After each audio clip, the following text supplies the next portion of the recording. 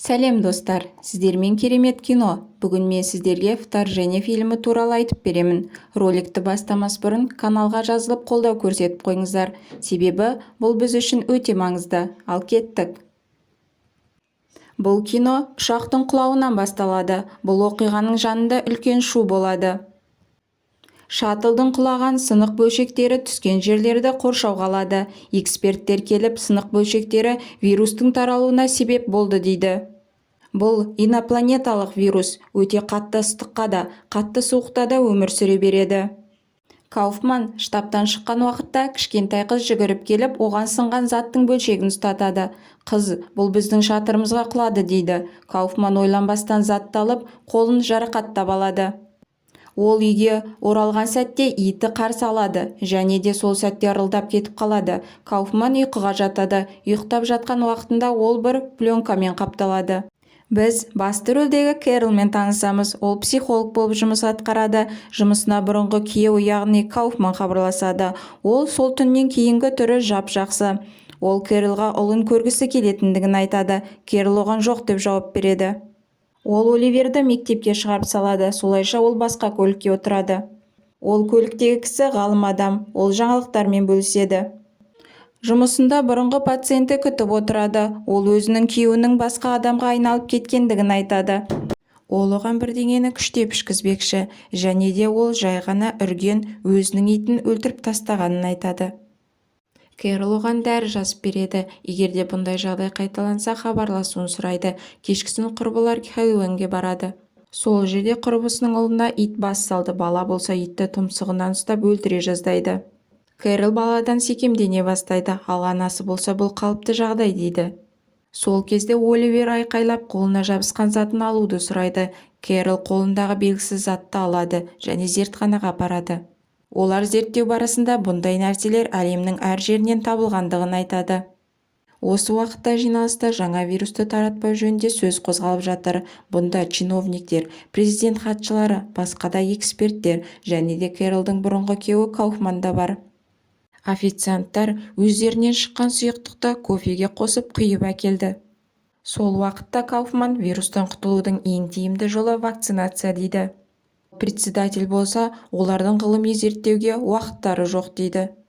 Кэрол далада ер адам қиналып қалғанын байқады. Кабинетінің сыртында сол бұрынғы клиентінің күйеуі отырғанын көреді. Ол өзін бір түрлі ұстайды. Ол әйелі келгенше тосамын дейді, бірақ оның әйелі бүгінге жазылмаған. Кэрол ол клиентке хабарласып, күйеуінің оны күтіп отырғанын айтады. Солайша ол әйел кері бұрылып кетіп қалады. Кэрол ұлын әкесіне апармақшы болады. Сол кезде бір әйел алдынан шыға келіп көмек сұрайды, және олар біздің арамызда, оларды ескерту керек деп айқайлайды. Сол кезде оны машина қағып кетеді. Рөлде бір түрлі ер адам отыр. Келген полицейский да сондай. Әкесі Оливерді өзімен алып кетеді. Ол Бенге болған жайды айтты.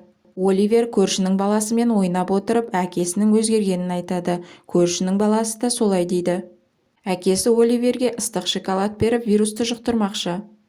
Ал Кэрол болса, кешкі аста орыс дипломаты Рюримен танысады. Олардың арасында әңгімелері жарасып кетеді. Әңгімеде адам қаншалықты жетістікке жеткенімен бір жағдайларда жануарлардан өткен жаман қылықтарға барады дейді. Кешкі астан кейін Бен мен Кэрол үйге қайтады. Бен Кэролды сүйеді, бірақ Кэрол дос болып қалуды өтінеді.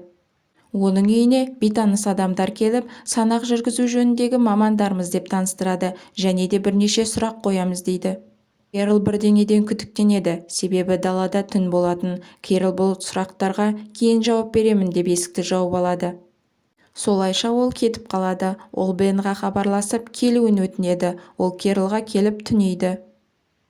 Таңертең Бен оның көңілінен шығу үшін оған құймақ пісіреді. Кэрол далада көп вирус жұқтырған адамдарды көріп, естерінен адасты деп ойлайды.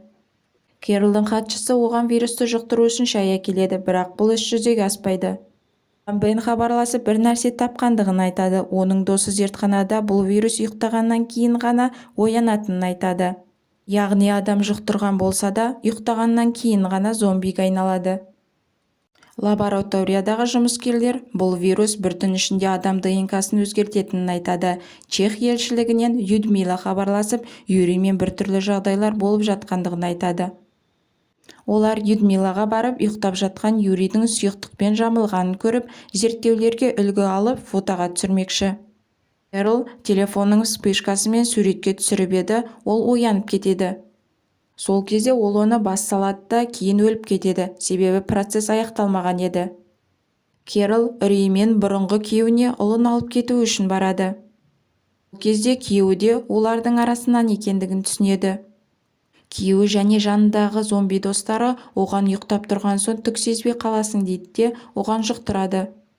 Ұлы үйінде болмады, солайша ол үйінен шығып, енді оған ұйықтауға болмайтындығын ойлайды. Ол далада болса зомбилер өте көбейіп кетті, ал машинасын қалдырып қашпақшы болады, бірақ зомбилер өте көп.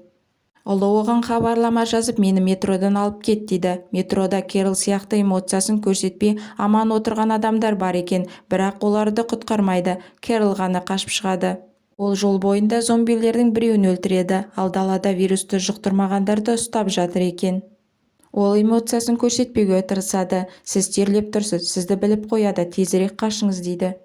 Кэрол ұлын таба алмаған соң Беннің үйіне келеді. Олар ақылдасып, Вашингтоннан 200 километр жерге барып, мына жерден кетуді ойлайды. Бірақ Кэрол ұлы болмаса бармайтындығын айтады да, олар оны іздеуге шығады. Далада олар Кэролдың бұрынғы пациентін көреді. Ол әйел вирусты жұқтырғанын, бірақ ол зомбиге айналмағандығын айтады. Олар бұл мәселеге қызығушылық танытып, әйелмен бірге офиске барады. Кэрол әлгі әйелдің әңгімесінен ол энцефалитпен және күрделі түрдегі ветрянкамен ауырғандығын айтады. Миындағы ақ сұйықтық сұр сұйықтыққа айналғандығын айтады. Кэролдың есіне оның ұлы да осы аурумен ауырғанын есіне түседі. Ұлына да осындай диагноз қойған еді. Олар өздерінің ашқан жаңалықтармен бөліседі. Солайша алғашқы тест түріндегі вакцина дайындалады. Сол кезде телефонына ұлынан хабарлама келеді. Ол оған Балтимордағы күйеуінің анасының үйіндемін деп жазыпты. Бен болса оған Балтиморға аттануға көмектеседі. Ол өзі Вашингтонда қалады. Кэрол пойызға отырады. Пойыз ішінде тағы бір вирус жұқтырған балаға кезігеді. Ол Кэролға анасының зомбиге айналмай өліп кеткендігін айтып, оған ұйықтап алуды ұсынады. Кэрол келісіп, өтірік ұйықтағандай көрініп, денесіне тауып алған пленкаларды жабыстырып алады. Вокзалда ол бұрынғы күйеуімен кездесіп, оның анасының үйіне барады. Кэрол ұлының бөлмесіне кіріп, ұлы екеуі бір-біріне ұқсақ қарап, араларында вирус жұқтырғандар бар ма деп ойлайды. Соңында жұқтырмағандарын біліп құшақтасады. Сол сәтте бөлмеге пойыздағы жаңағы бала кіріп келеді. Олардың өзгермегендігін байқады. Кэрол оны итеріп жібергенде ол есінен танып қалады. Олар үйден қашып шығып подвалда тығылады, бірақ оларды адамдар арасынан тауып алады. Сол кезде Кэрол оны ұстап ұрып өлтіреді. Олар аптекадан адреналин алып, ұлына қалай қолдану керектігін түсіндіреді.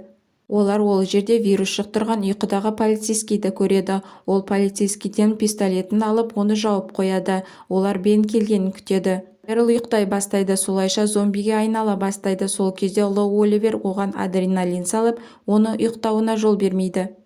Бен келді. Бен өзгеріп кеткен. Ол бөлмені басқалары кірсін деп ашып қояды. Кэрол оларды өлтіріп, ал Бенді аяғынан жаралайды. Кэрол мен ұлын ұстамақшы болып арттарынан қуады. Кэрол және ұлы вертолетпен келген дәрігердің арқасында аман қалады. Жаңалықтардан вакцинация су және тағам арқылы жүргізілді. Олар вертолетпен жер бетіне шашқан болатын. Дәрігер сұхбат беріп, вирус жойылды дейді, ал жазылғандардың есінде еш нәрсе жоқ, тек түс сияқты. Осымен фильм аяқталды. Комментарийге 1-ден 10-ға дейін бағасын жазып жіберіңіздер. Сонымен қатар каналға тіркеліп лайк басып қойыңыздар. Бұл біз үшін үлкен жетістік. Сол үшін қоңыраушаны басып, бірінші болып видеоларды тамашалаңыздар. Назарларыңызға рахмет.